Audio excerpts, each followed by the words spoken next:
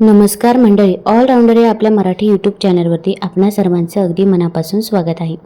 जर मी तुम्हाला सांगितलं की तुमच्या संपूर्ण दिवसातील सर्वात धोकादायक क्षण हा तुम्ही पहिलं पाऊल टाकण्यापूर्वीच येतो, तर तो क्षण अंघोळ करताना, पायऱ्या चढताना किंवा पार्किंगमध्येही येत नाही. तो क्षण येतो जेव्हा तुम्ही अंथरुणाच्या कडेला पाय सोडून उभं राहण्याचा प्रयत्न करता. सध्या दररोज सकाळी 70 वर्षांवरील लाखो लोक नेमकं हेच करत आहे. काही सेकंदातच आडवे पडलेल्या स्थितीतून सरळ उभे राहत आहे आणि त्यांची शरीरे यासाठी अजिबातच तयार नसतात. त्यांचा रक्तदाब अजून जुळवून घेतलेला नसतो. त्यांचे स्नायू ताठरलेले आणि थंड असतात.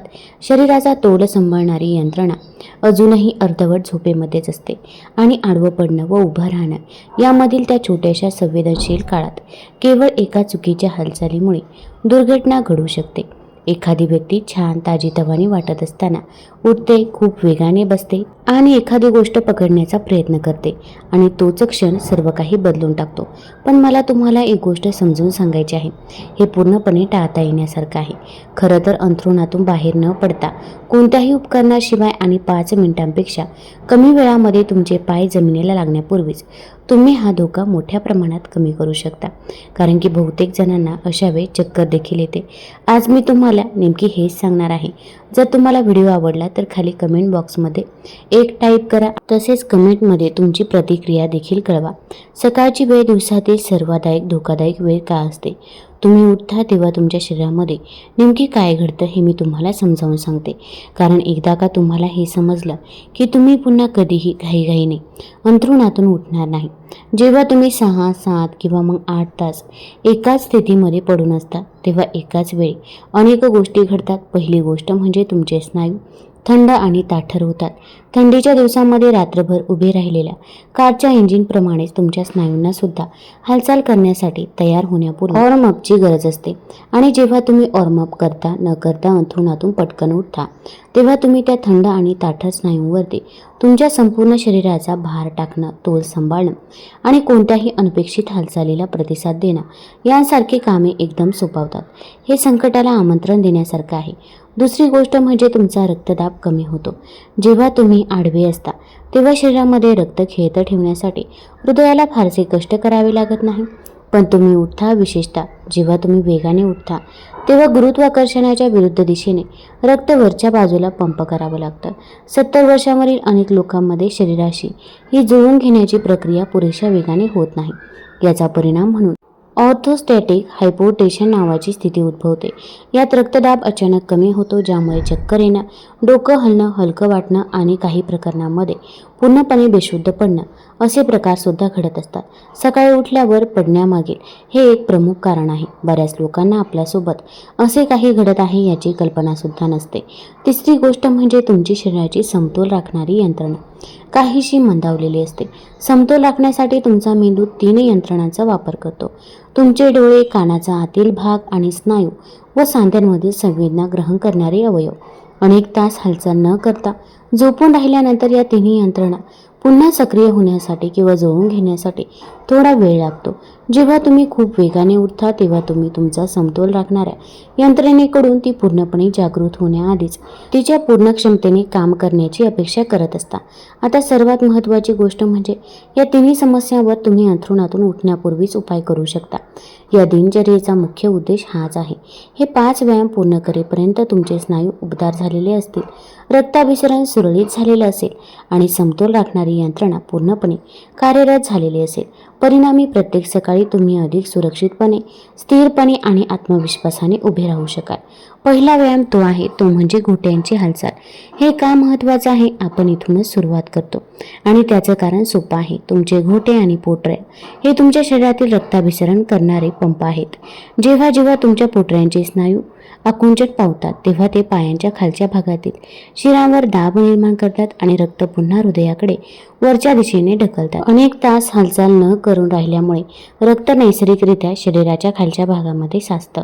अँकल बाउन्समुळे हे रक्ताभिसरण पुन्हा सुरू होतं, ज्यामुळे उठण्यापूर्वी रक्तदाब योग्य पातळीवर येण्यास मदत होते. तसेच यामुळे घोट्यांचे सांधे उबदार होण्यास सुरुवात होते, जे समतोल राखण्यासाठी आणि सुरक्षितपणे पावले टाकण्यासाठी अत्यंत आवश्यक असतं. हे कसं करावं तर पाठीवर सरळ झोपा आणि मग पाय सरळ ठेवा.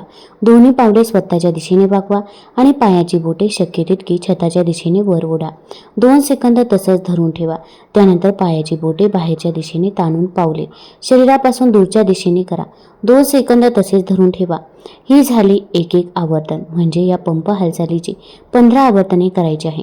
मग तुमचे पाय स्थिर ठेवून दोन्ही पाय हळूहळू मोठ्या वर्तुळाकारामध्ये फिरवा. 10 फेऱ्या घड्याळाच्या दिशेने आणि मग 10 फेऱ्या घड्याळाच्या विरुद्ध दिशेने हळूवारपणे व पूर्ण क्षमतेने हालचाल करा. तुम्हाला तुमच्या पोटऱ्यामध्ये आणि घोट्यामध्ये हलकी उष्णता जाणवू लागेल. कशावर लक्ष केंद्रित करायचं? तुमचं पाय पलंगावरती आरामशीर ठेवा. हालचाल फक्त घोट्यातून आणि पायातून होत आहे. संपूर्ण व्यायामादरम्यान सामान्यपणे श्वास घ्या. व्यायाम 2 दुसरा जो आहे तो आहे गुडघा छातीपर्यंत हळुवारपणे खेचा. हे महत्त्वाचं का आहे तर रात्रीच्या पूर्ण झोपेनंतर तुमची कंबर, नितंब आणि हिप फ्लेक्स दाबले जाऊन घट्ट झालेले असतात. हेच ते स्नायू आहेत ज्याची तुम्हाला तुमचे पाय उचलण्यासाठी, तुमच्या पेल्विसला स्थिरता देण्यासाठी आणि त्याचबरोबर उभं राहताना तुमच्या हालचालींवर नियंत्रण ठेवा. हा सौम्यता स्नायूंना काम करायला लावण्यापूर्वीच त्यांच्यातील ताठरपणा कमी करतो, ज्यामुळे कडकपणा कमी होतो, नितंबाच्या भागातील रक्ताभिसरण सुधारतं आणि तुमच्या सांध्यामध्ये संवेदी रेसिप्टर्स सक्रिय होतात, जे तुमच्या संतुलन प्रणालीला माहिती पुरवतात. हे कसं करावं? पाठीवर झोपूनच करायचं आहे. तुमचा उजवा गुडघा वाकवा. तो हळूहळू छातीकडे आणा. तुमचे दोन्ही हात गुडघ्याच्या मागे न नेता तुमच्या उजव्या मांडीच्या मागे न्या आणि तुमचा पाय हळुवारपणे शरीराच्या जवळ खेचा. जोपर्यंत तुम्हाला तुमच्या पाठीच्या खालच्या भागामध्ये, नितंबामध्ये आरामदायक ताण जाणवत नाही. 20 ते 30 सेकंद थांबा. हळू आणि खोलवर श्वास घ्या. हळूहळू तो श्वास सोडा. तुमचा उजवा पाय परत पलंगावर ठेवा आणि डाव्या बाजूने पुन्हा हे असं करा. प्रत्येक बाजूने 2दा करा. कशावर लक्ष केंद्रित करावं तर गुडघ्याच्या सांध्याने कधीही खेचू नका. नेहमी मांडीच्या मागे धरा. तुमचा विरुद्ध पाय शक्य तितका सैल ठेवा. जर तुम्ही तुमच्या मांडीच्या मागे आरामात पोहोचू शकत नसाल तर त्याऐवजी तुमच्या पायाच्या मागे टॉवेल किंवा बेल लूप वापरा. ताणामुळे आराम वाटला पाहिजे, वेदना होता कामा नये. व्यायाम 3 पाठीवरती झोपून मर्चिंग करणं हे महत्त्वाचं का आहे? हा व्यायाम तुमच्या झोपेच्या आणि सकाळच्या दिनचर्येमधला एक थेट दुवा आहे. पाठीवर झोपून मर्चिंग केल्यानं तुमचे हिप फ्लेक्स म्हणजेच मांडीचे स्नायू सक्रिय होतात.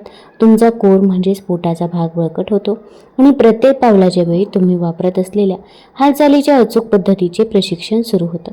त्यामुळे रक्ताभिसरणात ही सुधारणा होत असते आणि तुमच्या पायांकडून मेंदूकडे असलेलं संवाद प्रणाली कार्यरत होते. आता हे कसं करायचं? पाठीवर झोपून गुडघे वाकवून आणि पाय पलंगावर सपाट ठेवून तुमचा उजवा पाय गादीवर हळूहळू काही इंच वर उचला. फक्त तुमचे हिप फ्लेक्सस कार्यरत झाल्याचे जाणवेल. इतकेच 2 सेकंद तसेच धरा. खाली आणा. मग त्याच प्रकारे डावा पाय उचला. 2 सेकंद तसेच धरा. हळूहळू खाली आणा. ही एक पूर्ण पुनरावृत्ती झाली. प्रत्येक बाजूला 10 पुनरावृत्ती करा. एकूण 20 वेळा पाय उचला. हळू आणि जाणीवपूर्वक गतीने हालचाल करा. याचा विचार स्लो मोशनमधील मर्चिंग म्हणून करा. प्रत्येक वेळी पाय उचलणं हेतुपुरस्पर आणि नियंत्रित असलं पाहिजे. कशावर लक्ष केंद्रित करायचं? तुमच्या पाठीचा खालचा भाग गादीवर हलकीच दाबून ठेवा. तो वरच्या दिशेने वाकू देऊ नका. संपूर्ण प्रक्रियेदरम्यान तुमच्या पोटाचे स्नायू हलकेच ताणून ठेवा.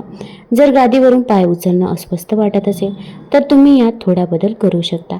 एका पायाचे टाच गादीवर घट्ट दाबून ठेवा आणि दुसरा पाय थोडासा वर उचला. यामुळे तुम्हाला आवश्यक असलेल्या स्नायूंचा व्यायाम तरीही मिळेल. प्रगतीसाठी टीप आहे, जेव्हा ही क्रिया करणं सोपं वाटू लागेल तेव्हा पाय वर उचलल्यावर तो 2 सेकंदाऐवजी 5 सेकंद तसाच धरून ठेवण्याचा प्रयत्न करा.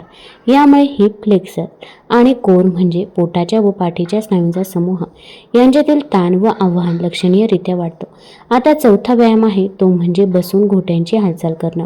याचं महत्त्व काय तर हा एक संक्रमणकालीन व्यायाम आहे जो तुम्हाला झोपलेल्या स्थितीतून ताठ बसण्याच्या स्थितीमध्ये नेतो. पलंगाच्या कडेला बसणं हा स्वतः शरीराच्या स्थितीतील एक मोठा बदल आहे. हा व्यायाम तुम्हाला तुमच्या शरीराला त्या नवीन स्थितीशी जुळवून घेण्यास मदत करतो. त्याचवेळी तो तुमचे घोटे मजबूत करतो, कोर स्नायू सक्रिय करतो आणि चालण्यासाठी आवश्यक असलेल्या गतिशील समतोलचा सराव घडवून आणतो. उभे राहण्यापूर्वीच ही एक प्रकारची अंतिम सिस्टम चेकअप आहे. आणि हे कसं करावं? हळूहळू पलंगाच्या कडेला बसण्याच्या स्थितीत. यासाठी पूर्ण 10 सेकंद घ्या. काही करू नका. दोन्ही पाय जमिनीवरती सपाट ठेवा. आणि त्यांच्यामध्ये कमरे इतकं अंतर ठेवा. ताठ बसा आणि हात हलकेच मांड्यांवरती ठेवा. आता टाचा ज्या आहे त्या जमिनीवरती ठेवून उजव्या पायाची बोटे शक्य तितकी छताच्या दिशेने उचला आणि पुन्हा खाली टेकवा. त्यानंतर डाव्या पायाची बोटे वर उचला आणि खाली टेकवा. ही झाली एक आवर्तन. दोन्ही बाजूंना आळीपाळीने 15 वेळा तरी असं करा. त्यानंतर उलट कृती करा. बोटे जमिनीवर ठेवून उजवी टाच वर उचला आणि खाली टेकवा. मग डावी टाच वर उचला आणि खाली टेकवा. दोन्ही बाजूंना 15 वेळ करा. तर कशावर लक्ष केंद्रित करायचं? इथे एक संपूर्ण वेळ ताट बसा. वाकायचं नाही किंवा मग पुढे पण झुकायचं नाही. श्वास संत आणि स्थिर ठेवा. बसलेल्या स्थितीत असताना जर चक्कर आल्यासारखं वाटलं तर टॅप करणं थांबवा आणि चक्कर जाईपर्यंत फक्त संत आणि खोल आणि मदतीसाठी तुम्ही कोणालाही हाक मारू शकता. आता जेव्हा ही प्रक्रिया करणं सोपं वाटू लागेल तेव्हा डोळे मिटून टॅप करण्याचा प्रयत्न करा. यामुळे तुमच्या शरीराचा समतोल राखण्याच्या यंत्रणेला पूर्णपणे पाय आणि घोट्यांकडून मिळणाऱ्या संवेदनावर अवलंबून राहावं लागतं. प्रत्यक्ष जीवनातील समतोलाची आव्हाने पेलण्यासाठी तुमच्या मेंदूला नेमका याच प्रकारच्या प्रशिक्षणाची गरज असते. आणि 5वा व्यायाम आहे तो म्हणजे बसून खांदे फिरवणं आणि खोल श्वास घेणं. याचे महत्त्व काय आहे तर हा अंतिम व्यायाम 2 उद्देश साध्य करतो, ज्यांची अपेक्षा बहुतेक लोक पडण्यापासून बचाव करण्याच्या व्यायामाच्या दिनचर्येकडून करत नाही. पहिलं म्हणजे झोपेनंतर तुमचे खांदे, मान आणि पाठीचा वरचा भाग अनेकदा खूप ताणलेले असतात आणि त्या ताणाचा परिणाम तुमच्या शरीराच्या स्थितीवरती होतो. उभं राहताना शरीराची स्थिती चुकीची असल्यास तुमचं डोकं पुढे झुकलेलं असतं. तुमच्या शरीराचा गुरुत्व मध्ये बदलतो आणि पहिल्याच पावलापासून तुमचा तोल जातो. दुसरं म्हणजे डायफ्रामॅटिक पद्धतीने खोलवर श्वास घेतल्याने तुमच्या वेगस नर्वला थेट चालना मिळते, जी रक्तदाब नियंत्रित करण्यास मदत करते. ताट बसून घेतलेले 3 ते 5 सावकाश खोल श्वास चक्कर येण्यास कारणीभूत ठरणारा रक्तदाब कमी होण्याचा धोका लक्षणीयरित्या कमी करू शकतो. हे कसं करावं? पलंगाच्या कडेवर बसलेल्या स्थितीतच तुमचे खांदे हळूहळू मागेवर, पुन्हा मागे खाली आणि गोल फिरवायचे आहेत. 5वा व्यायाम पूर्ण केल्यानंतर आणि उभं राहण्यापूर्वी पूर्ण 30 सेकंद अंथरुणाच्या कडेला बसा. यावेळी पाय जमिनीवर सपाट ठेवा. पाठ ताठ ठेवा आणि सामान्यपणे श्वास घ्या. हा विराम तुमच्या रक्तदाबाला उभ्या स्थितीमध्ये पूर्णपणे जुळवून घेण्यासाठी अंतिम संधी देतो. यामुळे तुमच्या कानातील आतील भागाला पुन्हा समतोल साधता येतो आणि डोळ्यांना प्रकाशाशी जुळवूनही घेता येतं. तसेच सकाळच्या दिनचर्येतील सर्वात धोकादायक घटक म्हणजे घाई यामुळे टाळली जाते. जेव्हा तुम्ही उभे राहाल तेव्हा पायांच्या बोटांवर जोर न देता टाचांवर जोर देऊन उठल्याबरोबर ताट उभे राहा. पुढे झोपू नका आणि जर हाताच्या अंतरावर एखादे नाईट स्टँड, बेडची रेलिंग किंवा भिंत असेल तर सुरुवातीच्या काही सेकंदासाठी तुमचा हात त्याच्या जवळ ठेवा. तुम्ही पडाल अशी भीती वाटते म्हणून नाही, तर ती सुरक्षिततेची जाणीव तुमच्या मज्जासंस्थेला सर्वोत्तम कामगिरी करण्यासाठी आवश्यक असलेला आत्मविश्वास देते. सर्व गोष्टी एकत्र केल्या जागे झाल्यापासूनची तुमची सकाळची संपूर्ण तयारीची दिनचर्या अशा प्रकारे आहे. अंथरुणात पडून असतानाच घोट्याची हालचाल करायची आहे. 15 वेळा पंपिंग आणि दोन्ही बाजूंना प्रत्येकी 10 वेळा गोलाकार फिरवणं दुसरी आहे. मुरगा छातीकडे ओढणं दोन्ही बाजूंना प्रत्येकी 2दा ही क्रिया करा आणि प्रत्येक वेळी 20 ते 30 सेकंद स्थिती टिकून ठेवा. तिसरी गोष्ट आहे पाठीवर झोपून मर्चिंग करणं दोन्ही बाजूंना प्रत्येकी 10 वेळा. अंथरुणाच्या कडेला बसून चौथी गोष्ट आहे बसून घोट्यांची हालचाल करणं दोन्ही पायांनी आणि दोन्ही दिशांना प्रत्येकी 15 वेळा खांदे. आता 5वी गोष्ट आहे 5 वेळा खांदे गोलाकार फिरवणं आणि दीर्घ श्वास घेणं दोन्ही दिशांना प्रत्येकी 5 वेळा खांदे फिरवा आणि दीर्घ श्वास घ्या दोन्ही दिशांना प्रत्येकी 5 वेळा. त्यानंतर उभं राहण्यापूर्वी 30 सेकंद बसून राहणं. यासाठी एकूण 4 ते 5 मिनिटं लागतात. बस एवढंच. आणि ही 4 ते 5 मिनिटं एका सुरक्षित सकाळमध्ये आणि गंभीर पडझडीमध्ये फरक घडवून आणू शकते. सातत्य हेच याचं गुपित आहे. मला तुमच्याशी प्रामाणिकपणे बोलायचं आहे. एका सकाळच्या सरावानंतर तुम्हाला काही मोठा फरक जाणवणार नाही, पण आठवड्यावर सातत्याने हा दिनक्रम पाळला तर उभं राहताना तुम्हाला अधिक स्थिरता जाणवेल. 2 आठवड्यानंतर तुमच्या लक्षात येईल की सकाळी उठल्यावर शरीरात जो ताठरपणा जाणवायचा आणि जो घालवण्यासाठी 10 ते 15 मिनिटे लागायची तर तो आता खूप लवकर नाहीसा होतो. आणि एका महिन्यानंतर तुमचे स्नायू, रक्ताभिसरण आणि शरीराचा समतोल राखणारी यंत्रणा खऱ्या अर्थाने जुळवून घेईन आणि तुम्ही आता आत्मविश्वासाने आणि सहजतेने तुमची सकाळ घालवा. जसा अनुभव कदाचित तुम्हाला कित्येक वर्षामध्ये आला नसेल. 70, 80 आणि 90च्या वयातील रुग्णांच्या बाबतीमध्ये मी हे घडताना पाहिलं आहे. शरीर प्रतिसाद देतच, त्याला फक्त सातत्य आणि योग्य प्रकारच्या आव्हानाची गरज असते. ज्या दिवशी तुम्हाला बरं वाटत असेल त्या दिवशी हा दिनक्रम चुकवू नका.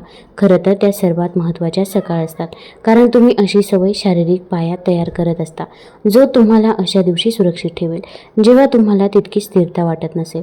तुम्ही आत्ताही मेहनत घेत आहात जेणेकरून तुमचं शरीर नंतर तुमचं रक्षण करू शकेल. तर अशाच पद्धतीने तुम्ही जर हे व्यायाम करायला सुरुवात केली तर नक्कीच तुमची सकाळची सुरुवात चांगली होण्यास मदत होईल. तुम्हाला जर हा व्हिडिओ आवडला असेल तर चॅनल लाईक करा, सबस्क्राईब करा आणि आपल्या मित्रपरिवारासोबत जरूर शेअर करा. धन्यवाद.